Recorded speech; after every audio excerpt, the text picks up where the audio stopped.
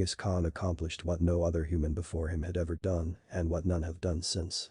Through brutal military force, he amassed one of history's greatest armies and built the largest contiguous empire the world has ever seen. Second only to the British Empire in terms of overall size, Khan's Mongol Empire controlled much of Asia and laid claim to a quarter of the world's population during the 13th century. His conquests not only changed the ancient world, but the ripple effect can still be seen today.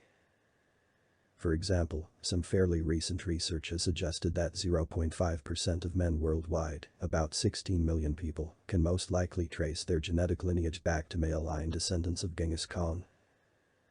Mongol Empire founded by Genghis Khan in 1206.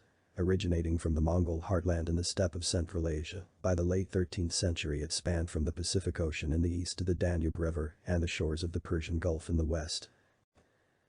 The man who would become the great Khan of the Mongols was born along the banks of the Onan River sometime around 1162 and originally named Temujin, which means blacksmith. He didn't get the honorific name Genghis Khan until 1206, when he was proclaimed leader of the Mongols at a tribal meeting. While Khan is a traditional title meaning leader or ruler, historians are still unsure of the origins of Genghis. It may have meant ocean or just, but in context it is usually translated as supreme ruler or universal ruler. From an early age, Genghis was forced to contend with the brutality of life on the Mongolian steppe. Rival Tatars poisoned his father when he was only 9, and his own tribe later expelled his family and left his mother to raise her 7 children alone. Genghis grew up hunting and foraging to survive, and as an adolescent he may have even murdered his own half-brother in a dispute over food. During his teenage years, rival clans abducted both he and his young wife, and Genghis spent time as a slave before making a daring escape.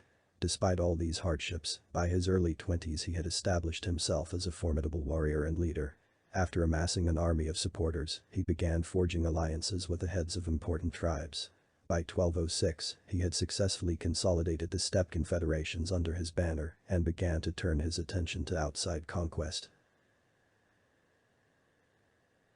For such an influential figure, very little is known about Genghis Khan's personal life or even his physical appearance.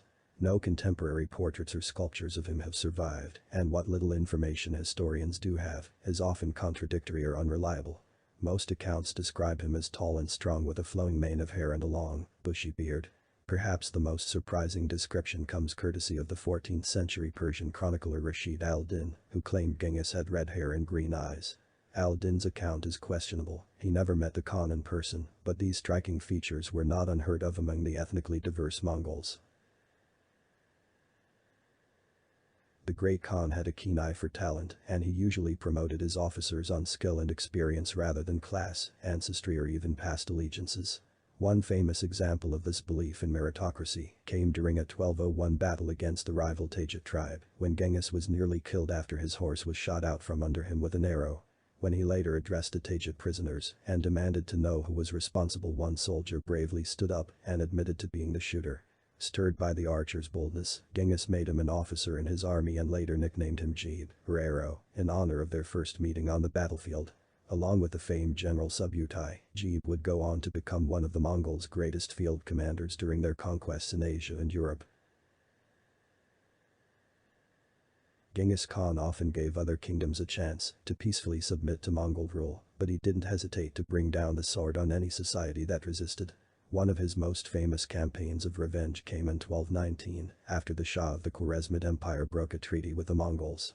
Genghis had offered the Shah a valuable trade agreement to exchange goods along the Silk Road, but when his first emissaries were murdered, the enraged Khan responded by unleashing the full force of his Mongol hordes on the Khwarezmid territories in Persia. The subsequent war left millions dead and the Shah's empire in utter ruin, but the Khan didn't stop there. He followed up on his victory by returning east and waging war on the Tanguts of Zai Shah, a group of Mongol subjects who had refused his order to provide troops for his invasion of Khwarezm.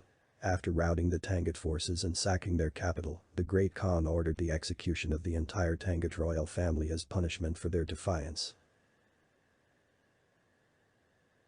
While it's impossible to know for sure how many people perished during the Mongol conquests, many historians put the number at somewhere around 40 million.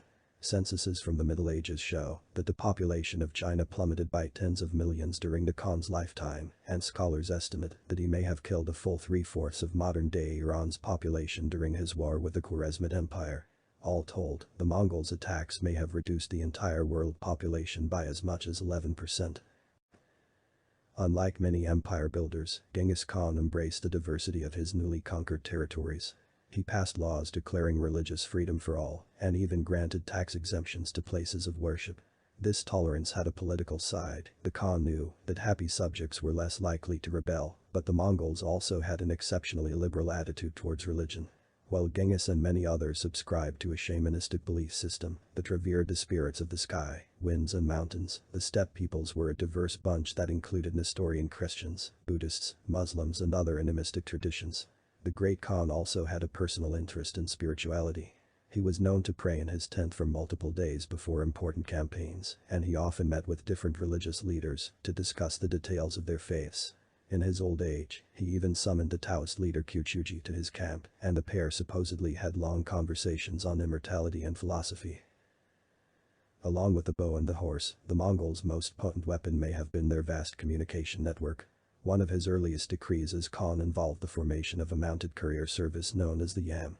This medieval express consisted of a well-organized series of post houses and way stations strung out across the whole of the empire. By stopping to rest or take on a fresh mount every few miles, official riders could often travel as far as 200 miles a day. The system allowed goods and information to travel with unprecedented speed, but it also acted as the eyes and ears of the Khan.